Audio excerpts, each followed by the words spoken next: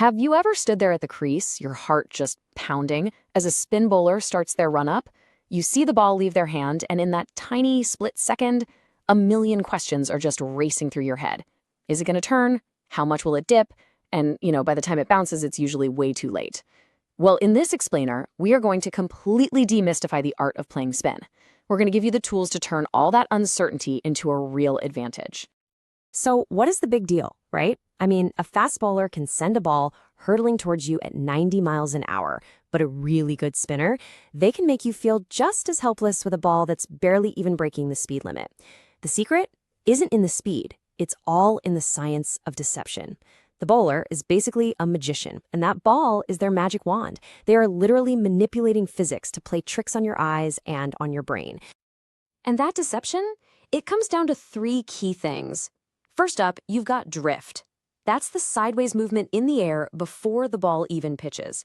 Think of it like the ball's taking a little scenic detour on its way to you. Then there's dip, which is when the ball seems to just drop out of the sky way faster than you expect. It's like it suddenly remembers it's late for an appointment with the pitch. And finally, of course, the famous turn off the pitch. That's when the ball hits the ground and just decides to completely change its mind about where it's going. All three together, they create a puzzle that's almost impossible to solve if you wait for the bounce. Okay, so how in the world do you solve this puzzle? Well, the very first step has nothing to do with your bat or your feet. It's all about your brain. To beat a spin bowler, you have to start thinking like one.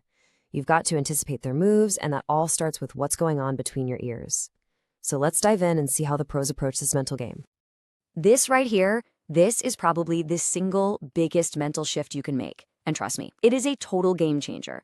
See, amateurs are reactive. They wait for the ball to bounce to tell them what to do. But by then, it's too late. The trap has already been set.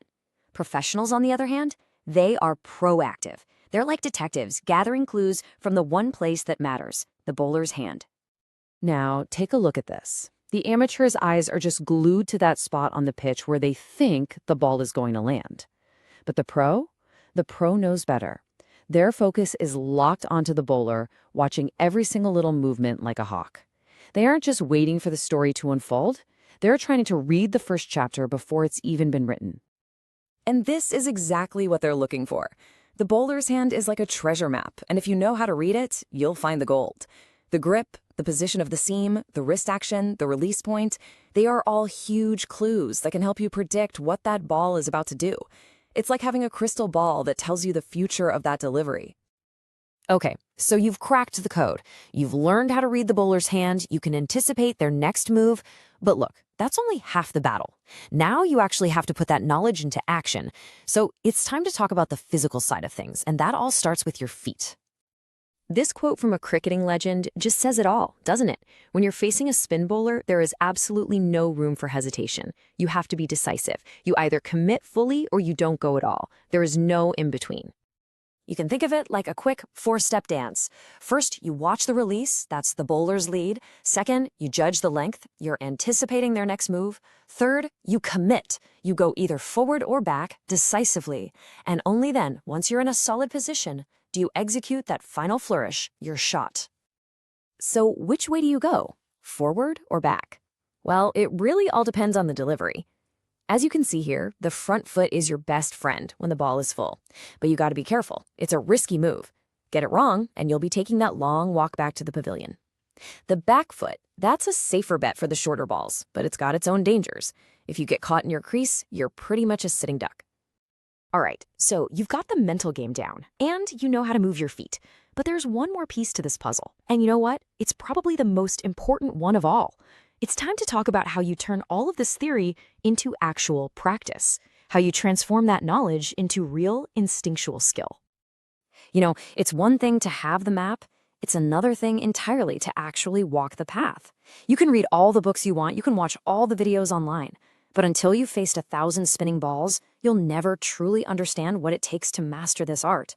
Practice. That's the forge where you're going to shape your skills, and it's the only place you'll find the confidence to face the fire.